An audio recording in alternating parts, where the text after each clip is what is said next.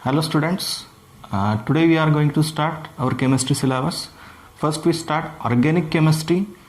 First chapter of organic chemistry is some basic principles of organic chemistry. Okay, तो last lecture में बच्चों हमने chemistry का introduction देखा, पूरा सिलेबस क्या क्या है आपको 11th का अकॉर्डिंग टू एनसीईआरटी वो डिस्कस किया और नीट जेई की कंपैरिजन करके देखी कि क्या फॉर्मेट होता है उस एग्जाम का। आज से हम क्या कर रहे हैं, आज से हम ये रेगुलर जो सिलेबस है अपना वो स्टार्ट करने जा रहे हैं।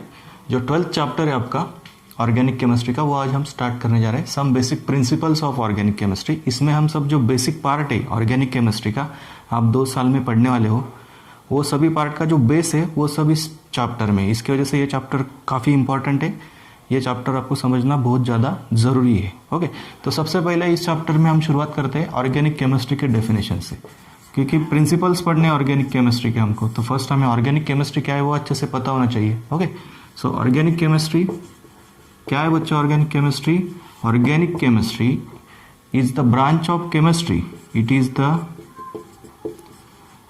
The branch of chemistry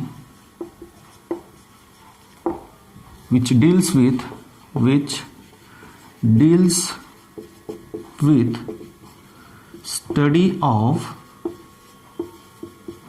carbon compounds. Carbon के जो कंपाउंड्स होते हैं उनका स्टडी हम किस में करते हैं, कौन से ब्रांच में करते हैं केमिस्ट्री के? तो ऑर्गेनिक केमिस्ट्री में करते हैं। Which deals with study of carbon compounds containing, जो कार्बन कंपाउंड्स होते हैं वो क्या क्या होता है उसमें कार्बन के अलावा? तो उनमें होता है हाइड्रोजन सबसे ज़्यादा, and other elements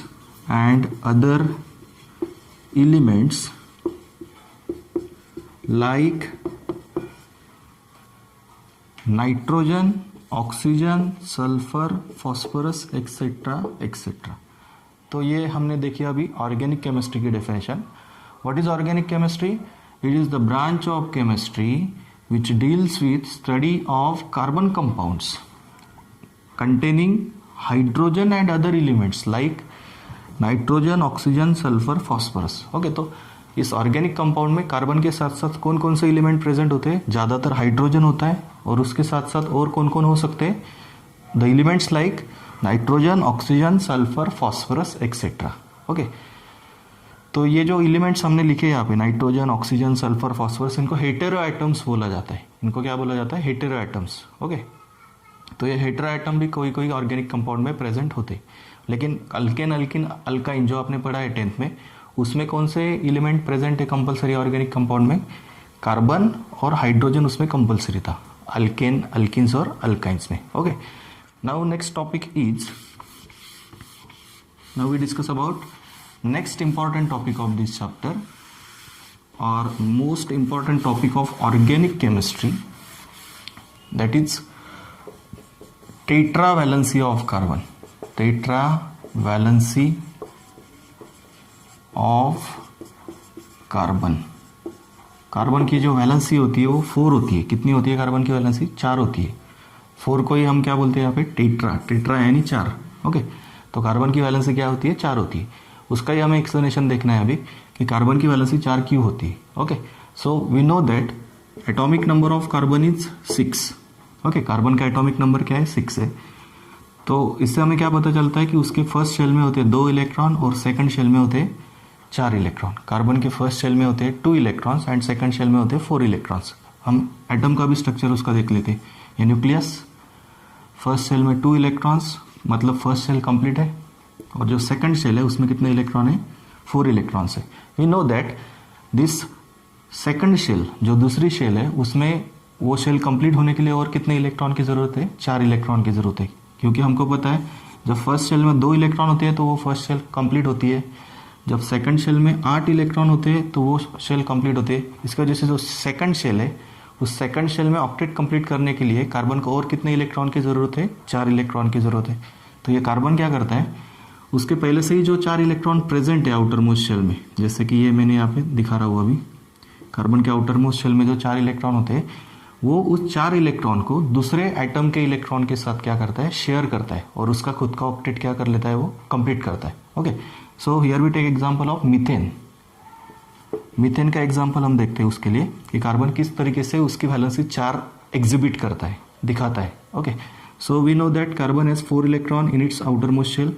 first shell में जो 2 इलेक्ट्रॉन है वो यूज नहीं करेगा बॉन्डिंग के लिए, क्योंकि वो फर्स्ट शेल स्टेबल है, तो वो 2 इलेक्ट्रॉन देने का कोई सवाल नहीं आता। ओके, बट जो लास्ट शेल है, वैलेंस शेल है, उस वैलेंस शेल में कितने इलेक्ट्रॉन है? कार्बन के 4 इलेक्ट्रॉन है। तो वो क्या करेगा, उस 4 इलेक्ट्रॉन को दूसरे किसी एटम के साथ, दूसरे किसी एटम के इलेक्ट्रॉन के साथ शेयर करेगा और खुद का ऑक्टेट क्या करेगा, कंप्लीट करेगा। Here we take example of methane. Methane का फॉर्मूला क्या है बच्चों? CH4, स्टेबल कंपाउंड है ये। तो कार्बन उसके 4 इलेक्ट्रॉन शेयर करता है किसी दूसरे एटम के इलेक्ट्रॉन के साथ और खुद का ऑक्टेट क्या कर लेता है, कंप्लीट कर लेता है। इलेक्ट्रॉन डॉट स्ट्रक्चर बनाया मैंने यहाँ पे मीथेन का। यहाँ पे मीथेन में कार्बन ने उसके 4 इलेक्ट्रॉन हाइड्रोजन के 4 इलेक्ट्रॉन के साथ शेयर किए। हाइड्रोजन का भी ऑक्टेट कंप्लीट हो गया, उसके भी फर्स्ट शेल में 2 इलेक्ट्रॉन हो जाएंगे, because we know that hydrogen atomic number is 1, it has only 1 electron in its first shell. उसके फर्स्ट शेल में 1 इलेक्ट्रॉन होता है। फर्स्ट शेल कंप्लीट होने के लिए कितने इलेक्ट्रॉन लगते हैं? 2। ओके, तो हाइड्रोजन भी उसका ऑक्टेट कंप्लीट कर लेगा और कार्बन का भी ऑक्टेट इस 4 इलेक्ट्रॉन की वजह से क्या हो जाएगा, कंप्लीट हो जाएगा। दोनों एक दूसरे के इलेक्ट्रॉन क्या कर लेते, शेयर करते। ओके, तो इस तरीके से कार्बन की वैलेंसी क्या होती है, 4 होती है। What is valency? वैलेंसी की डेफिनेशन भी आपने सुनी होगी। What is valency? It is the combining capacity of an element. Valency क्या होती है बच्चों? It is combining capacity of an element. तो वैलेंसी की डेफिनेशन यहां पे मेंशन करता हूं मैं। Valency is combining capacity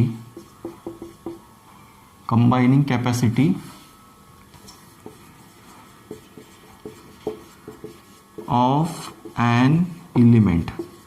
element की जो कंबाइनिंग कैपेसिटी होती है, यानी एलिमेंट कितने एटम के साथ कंबाइन होता है, दूसरे एलिमेंट के साथ कंबाइन होता है, उसे ही हम क्या बोलते हैं, वैलेंसी बोलते हैं। तो यहाँ पे कार्बन की वैलेंसी क्या होती है, हमने देखा अभी 4 होती है। इसकी वजह से टॉपिक का नाम क्या हुआ था आपका, टेट्रा वैलेंसी ऑफ कार्बन। समझा आपको? कार्बन क्यों 4 वैलेंसी दिखाता है? तो बच्चों हमने अभी देखा कि कार्बन किस तरीके से 4 वैलेंसी एग्जिबिट करता है।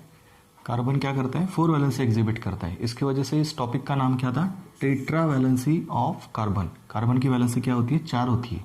और 4 को ही हम कौन सा नोटेशन यूज करते हैं ऑर्गेनिक केमिस्ट्री में, tetra. Tetra means 4। Okay, so next important topic is this carbon exhibit one more important property and that property is catenation. Catenation भी आपने पढ़ा है बच्चों last year. What is catenation? The self-linking ability of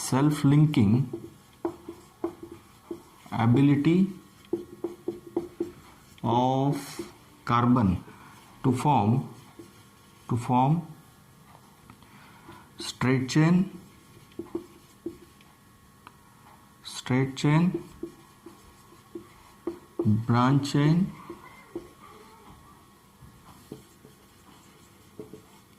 and ring compounds is called as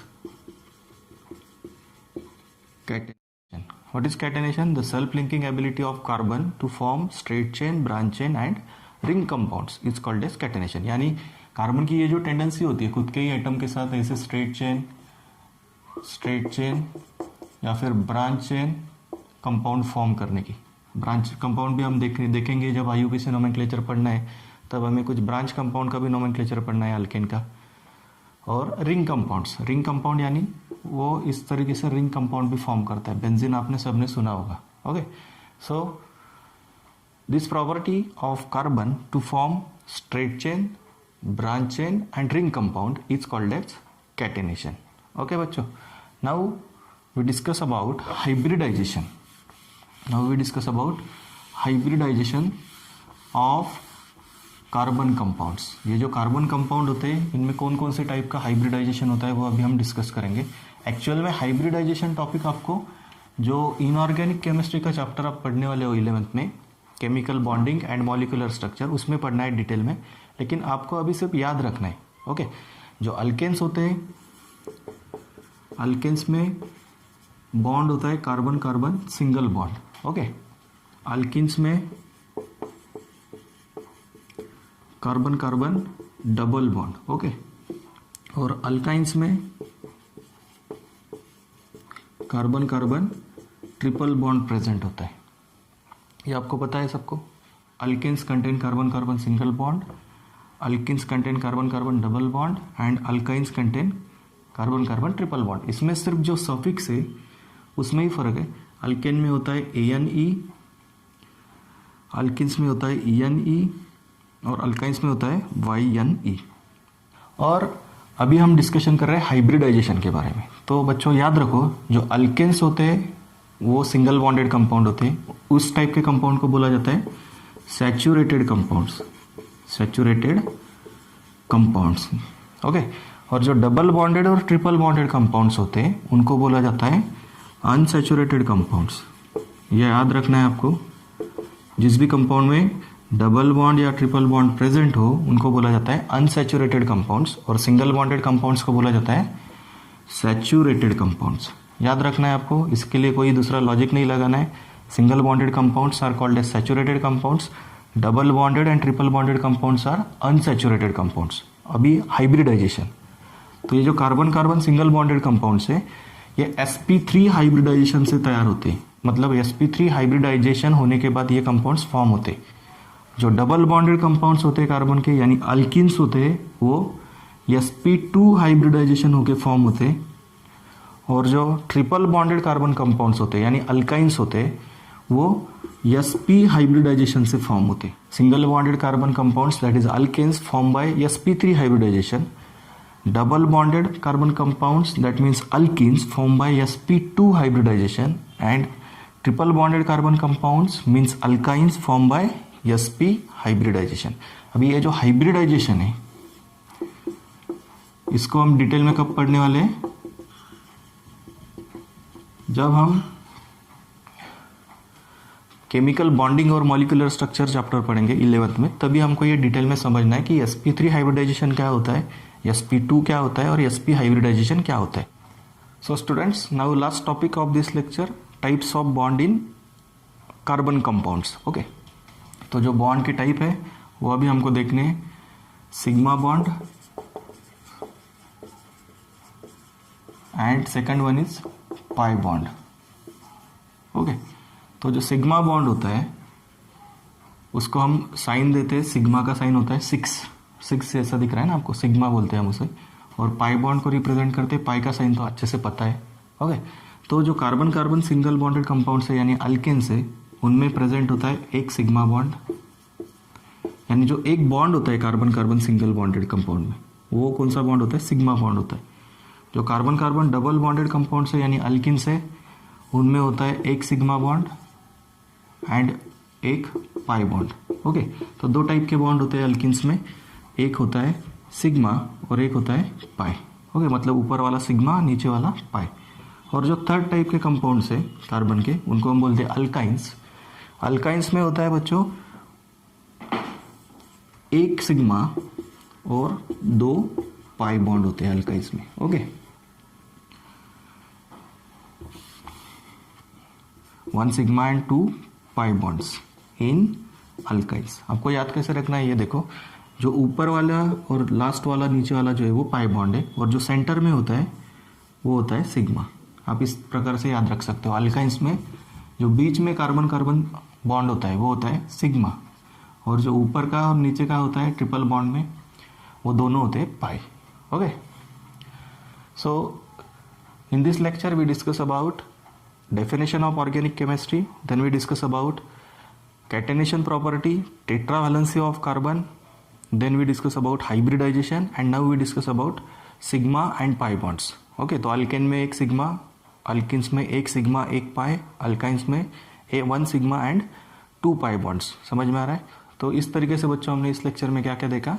first we discuss about definition of organic chemistry, then we discuss about tetra valency of carbon, यानी carbon की valency 4 होती है, वो कैसे होती है, क्या होती है, वो हमने डिस्कस किया।